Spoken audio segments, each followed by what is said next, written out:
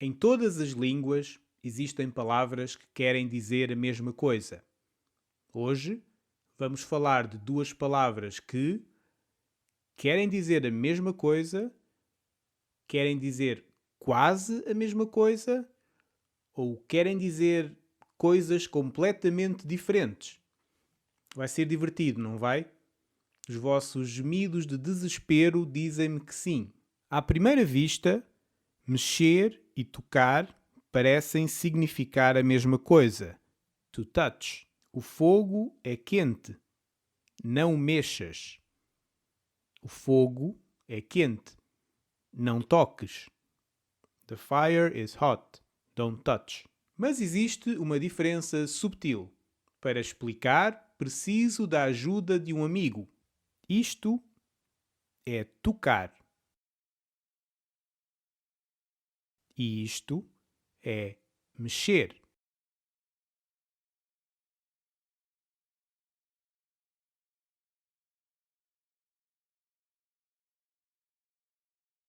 Existe uma diferença entre dizer não toques no meu telefone, ou seja, não queres que alguém ponha os dedos ou as mãos no teu telefone, e dizer não mexas no meu telefone.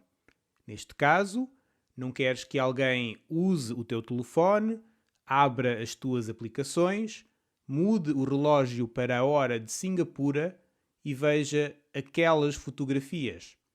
Tu sabes quais. Podemos dizer que tocar é só to touch e mexer tem também um sentido de to handle, to manipulate, to go through. Mas, na verdade, os portugueses também usam muitas vezes mexer e tocar como sinónimos. Estes usos de mexer e tocar exigem a preposição em. Não mexas na minha gaveta da roupa interior.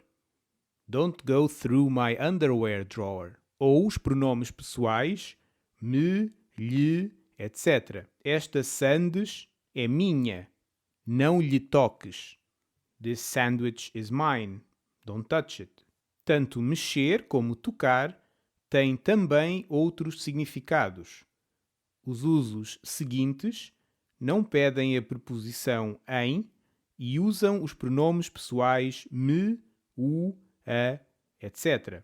Mexer também quer dizer to stir, usar uma colher para mexer o café, o chá ou uma sopa. Além disso, mexer também pode significar to move.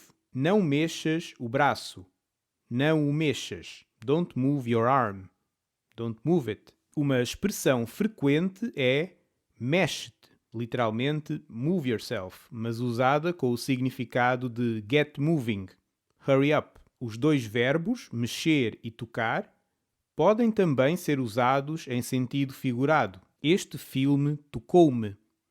Este filme mexeu comigo. This movie was touching. This movie was moving. Tocar pode ainda ser usado com instrumentos musicais ou outros objetos que produzem som. O ornitorrinco toca saxofone. O koala toca banjo. The platypus plays the saxophone. The koala plays the banjo. O monge tocou o sino da igreja. The monk rang the church bell. O carteiro tocou a campainha da porta. The mailman rang the doorbell. Uma coisa em que podem mexer e tocar é o e-book O Mandarim, de Eça de Queiroz, que adaptei para estudantes de português. Sei que é só um e-book, mas podem mexer e tocar no ecrã do vosso dispositivo. Façam um esforço e vão ver que conseguem.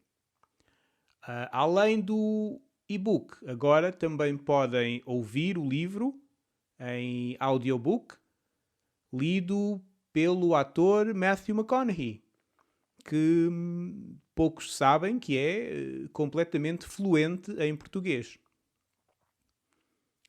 Ou então estou a mentir e o livro é lido por mim. Mas é barato, não exijam muito. E agora vou-me pôr a mexer daqui para fora. Adeusinho.